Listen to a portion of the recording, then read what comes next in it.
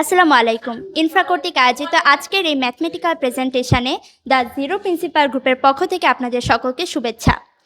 আমাদের আজকের প্রেজেন্টেশনের বিষয় দ্য কোঅর্ডিনেট জিওমেট্রি বা স্থানাঙ্ক জ্যামিতি। আজকে আমাদের প্রেজেন্টেশনে আমাদের সাথে রয়েছে ইশরাত মেহজাবিন মল্লিক, আরিশা হাসান এবং নন্দিতা দত্ত টুম্পা। আজকে আমাদের প্রেজেন্টেশনে স্থানাঙ্ক জ্যামিতির গুরুত্বপূর্ণ 6টি বিষয় নিয়ে আলোচনা করা হবে। এগুলো হলো কোয়াড্রেন্ট বা চতুর্ভাগ, প্লটিং পয়েন্টস বা বিন্দু স্থানাঙ্ক, finding the distance between the 2 point, calculating area, slope বা ঢাল এবং সবশেষে সরলরেখার সমীকরণ বা equation of A straight line. স্থানাঙ্ক জ্যামিতি নিয়ে কথা বলতে গেলে যার কথা না বললেই নয় তিনি হলেন বিখ্যাত ফরাসি গণিতবিদ বা দার্শনিক রেনে দেকার্তে, যাকে স্থানাঙ্ক গণিতের জনক বলা হয়। তিনি প্রথম বীজগণিত এবং জ্যামিতিকে একত্রিত করার ধারণা প্রস্তাব করেছিলেন, যা আধুনিক গণিতে এনে দিয়েছিল এক নতুন মাত্রা। এভাবে স্থানাঙ্ক গণিতের ঐতিহাসিক যাত্রা শুরু হয়। এবার এর পরবর্তী বিষয়গুলো নিয়ে বিস্তারিত আলোচনা করতে আসবে আমার টিমমেট টুম্পা। ধন্যবাদ। স্থানাঙ্ক জ্যামিতি। স্থানাঙ্ক জ্যামিতি হলো গণিতের এমন একটি শাখা যেখানে সমতলে কোনো বিন্দুর অবস্থান সংখ্যা দ্বারা নির্ণয় করা হয়। গণিতবিদ রেনে দেকার্তে দুইটি লম্ব অক্ষকে পরস্পরভাবে লম্ব রেখে একটি চিত্র প্রদর্শন করেন, যেখানে এক্স অক্ষ অনুভূমিক ভূমি, ওয়াই অক্ষ উলম্ব এবং এদের ছেদবিন্দুকে উৎপত্তি বিন্দু বলা হয়, যেটা 0 0 স্থানাঙ্কে।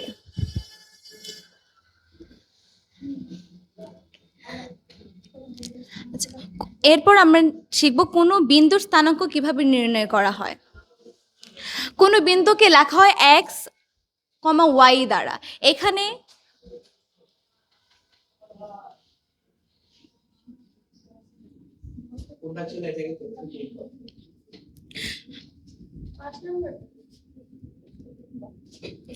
এখন আমরা শিখব বিন্দু স্থানাঙ্ক।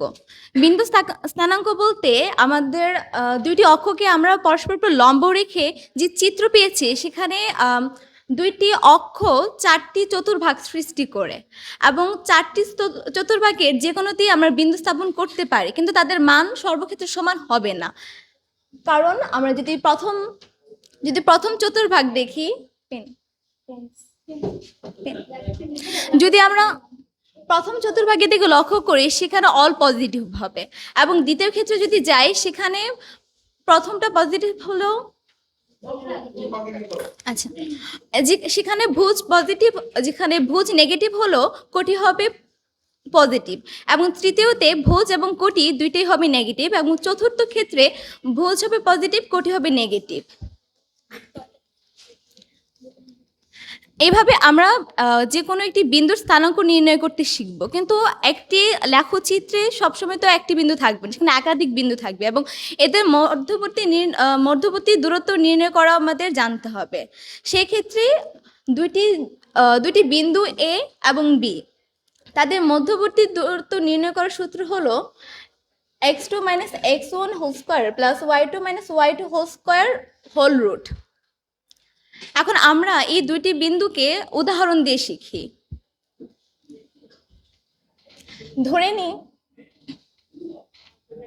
ধরে নিই x1 equal to 5, x1 equal to 5, x2 equal to 6,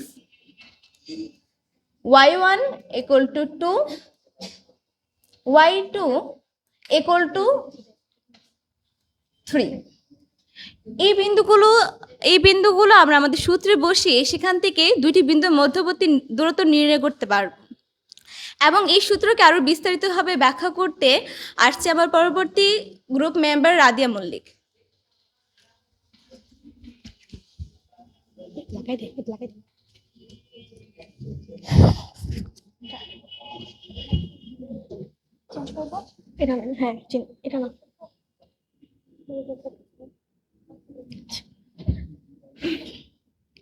এতক্ষণ আমরা স্থানাঙ্ক জ্যামিতির মধ্যবর্তী দূরত্ব নির্ণয়ের সূত্রটি পড়লাম, কিন্তু জানা দরকার না সূত্রটি ঠিক কিভাবে আসলো বা এর প্রমাণটি ঠিক কিরকম। স্থানাঙ্কর ক্ষেত্রে যদি ধরি এ একটি বিন্দু যার স্থানাঙ্ক x1 এবং y1 এবং বি একটি বিন্দু যার x2 এবং y2 এই দুইটি বিন্দু। এই দুইটি বিন্দুর ক্ষেত্রে যদি আমি মধ্যবর্তী দূরত্ব নির্ণয় করতে চাই তাহলে কি করে নির্ণয় করব? সূত্রের ক্ষেত্রে এইখানে x2 এবং y2 এই জায়গায় x1 এবং y1 এই দুটো যখন ডিসটেন্স আমি বের করব তখন আমি x2 - x1 টি লিখছি, কারণ এই দুই জায়গায় কিন্তু y এর মানটা একই, অর্থাৎ y এর মান পরিবর্তনশীল না। তাই এই রেখাটির দৈর্ঘ্য হবে x2 - x1। পরবর্তীতে যদি আমি এই পাশের রেখাটির দৈর্ঘ্য নির্ণয় করতে চাই, এখানে আমরা দেখতে পাই x এর মানটা একই, সেই ক্ষেত্রে আমি y এর মান নিয়ে দৈর্ঘ্যটি নির্ণয় করব, অর্থাৎ y2 - y1। দৈর্ঘ্য নির্ণয় করার পর এখন যখন আমি এ এবং বি বিন্দুর মাঝে দূরত্ব নির্ণয় করব তখন আমি পিথাগোরাসের সূত্র ব্যবহার করব, অর্থাৎ যদি আমরা একটি সমকোণের ভূমি এবং লম্ব জানতে পারি সেই ক্ষেত্রে আমরা অতিভুজ বের করতে পারি, অর্থাৎ লম্ব স্কয়ার বাই ভূমি স্কয়ার ইজ ইকুয়াল টু অতিভুজ স্কয়ার রুট করে আমরা এখানে এর দূরত্বটি বের করতে পারবো।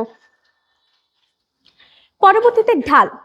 ঢালের সূত্র বা ঢাল কথাটা আমরা সবাই শুনে থাকি, কিন্তু ঢাল বিষয়টা আসলে কি এই নিয়ে আমরা অনেকেই অনেক কিছু জানি না। ঢাল বলতে প্রধানত এক্স অক্ষের ধনাত্মক দিকে, অর্থাৎ আমরা যদি একটু দেখি এইটা একটি কোয়াড্রেন্ট, এটি এক্স অক্ষের ধনাত্মক দিক। এক্স অক্ষের ধনাত্মক দিকে ওয়াই অক্ষ যেভাবে আপতিত থাকে বা ওয়াই অক্ষ যেভাবে কোণ উৎপন্ন করে সেটাকেই মূলত ঢাল বলে, অর্থাৎ এক্স অক্ষ এবং ওয়াই অক্ষের অনুপাতকে আমরা ঢাল বলে থাকি। তাই ঢালের সূত্রের ক্ষেত্রে আমরা লিখে থাকি উলম্ব এবং ঢালের সূত্রের ক্ষেত্রে লিখে থাকি উলম্বের দূরত্ব বাই আনুভূমিক দূরত্ব, এবং সেটাকে কি করে আমরা স্থানান্তরের রূপ দিই আমরা বিগত স্লাইডে দেখে এসেছি কি করে দৈর্ঘ্য নির্ণয় করতে হয়।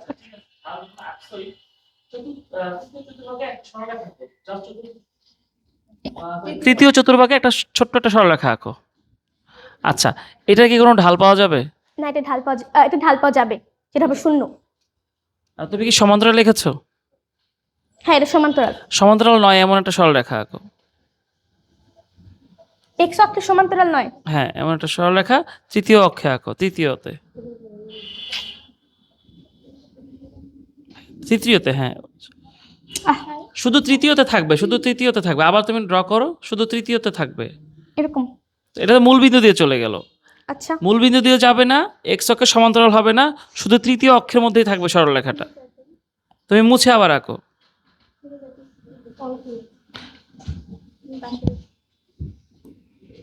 শুধু তৃতীয় অক্ষের মধ্যেই থাকবে, তো আর দুইটা অক্ষে চলে গেছে, আবার মুছো। ব্রাশ দে এইভাবে। হ্যাঁ, আচ্ছা এখন বলো এই সরলরেখার কি ঢাল থাকবে? এই সরলরেখা ঢাল থাকবে না। থাকবে না, কেন থাকবে না? কারণ আমরা যখন ঢাল করি তখন আমরা জানি ঢাল সবসময় এক্স অক্ষের ধনাত্মক দিকের সাথে উৎপন্ন হয়, এটা যেহেতু এক্স অক্ষের ধনাত্মক দিকের সাথে উৎপন্ন হয়নি তাই এখানে ঢাল থাকবে না। আচ্ছা, এইটা দুইটা বিন্দু আছে না, এটা এই সরলরেখার দুইটা প্রান্তে দুইটা বিন্দু আছে না? জি। এই দুইটা বিন্দুর মান যদি থাকতো তাহলে তো কি তুমি সূত্র দিয়ে সরলরেখা সূত্র মানে তুমি কি এই বিন্দু সূত্র দিয়ে ঢাল বের করতে না? সেই ক্ষেত্রে আমি যখন বিন্দুটা থাকতো সেখানে মাইনাস এবং প্লাস থাকতো, আমি যখন বসাতাম তখন কোয়াড্রেন্টে যখন থার্ড কোয়াড্রেন্টে আসতো। আমি জানতে চাচ্ছি এই দুইটা বিন্দুর মান দেওয়া থাকলে তুমি কি ঢাল বের করতে কি করতে না? করতাম না। করতে না? না। কি দেখে বুঝতা যে তুমি এটা কেন করতে না? কারণ এটার সামনে যে প্লাস মানে চিহ্নটা থাকতো সেটাতে আমি কোয়াড্রেন্ট নির্বাচন করতাম যে কোন কোয়াড্রেন্টে, ফার্স্ট, সেকেন্ড অর থার্ড।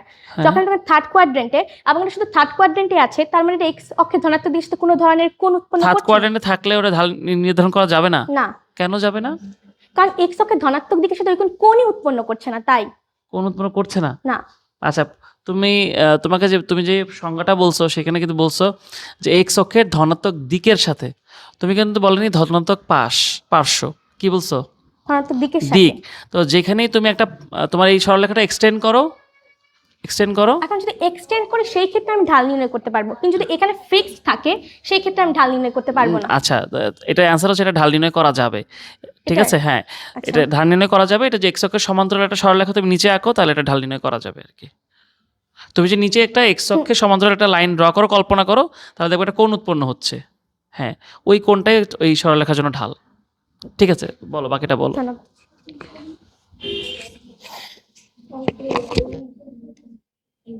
হ্যাঁ, চেঞ্জ কর ব্যাক পার্টটা।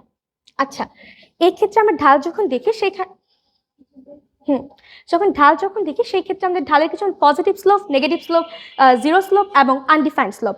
অর্থাৎ ঢালের ক্ষেত্রে যেটা হয়, ঢাল এক্স অক্ষের ধনাত্মক দিকের সাথে উৎপন্ন হবে, কিন্তু ঢালের মান ধনাত্মক হবে এমন কোনো কথা নেই। অর্থাৎ ঢাল ঋণাত্মক, ধনাত্মক এবং কি শূন্য এবং অসংজ্ঞায়িত হতে পারে। তো প্রথমে দেখা যাক ঢাল কখন ধনাত্মক হয়ে থাকে। ঢাল যখন আমার বাম দিক থেকে ডান দিকে উপরের দিকে উঠছে এবং এইভাবে সূক্ষ্ম কোণ উৎপন্ন করছে এক্স অক্ষের ধনাত্মক দিকের সাথে, তখন আমার ঢালটা ধনাত্মক মান প্রদান করছে। কিন্তু যখন ঢালটা আমার এক্স অক্ষের থেকে ডান থেকে বাম থেকে নিচের দিকে নামছে এবং এক্স অক্ষের ধনাত্মক দিকে সাথে স্থূলকোণ উৎপন্ন করছে, সেই ক্ষেত্রে আমি ঋণাত্মক ঢাল পাচ্ছি বা নেগেটিভ স্লোপ পাচ্ছি।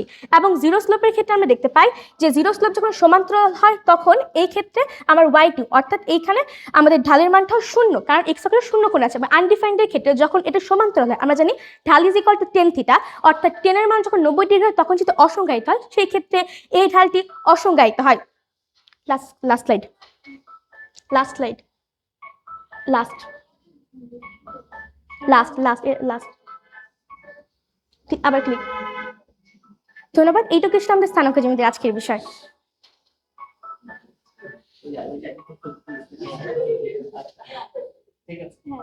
এরপর পেজে